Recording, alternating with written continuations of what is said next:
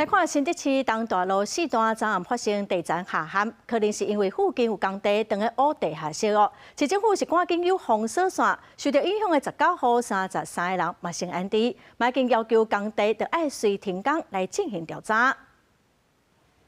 林家厝受到地层下陷影响，已经严重起气。警方除了伫现场扣封锁线，市府嘛赶紧派人搭告示，禁止任何人出入。新竹市东大路拜四暗头啊，传出地层落落意外，积极撤离19号33人进行安置。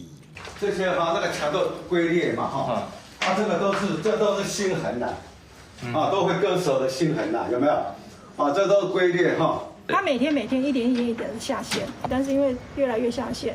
对，所以今天更倾斜。以前我们这里的房子虽然老旧，可是经过大地震什么的，我们这里的房子都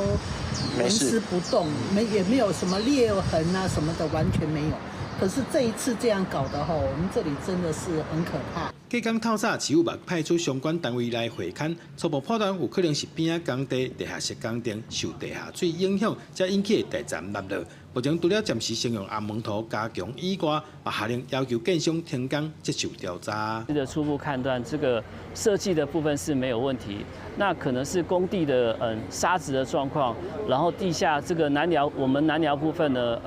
地下水位又高，又受到那个海水潮汐的影响，所以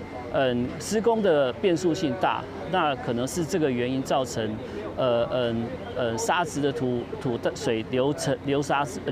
出来之后，造成地层下陷的一个问题。市府指出，除了会发动相关调查程序以外，社会处也已经安排民众到附近旅馆安置，接落去会要求建商提出改善计划，来厘清发生事故的原因。记者刘君豪，新竹报道。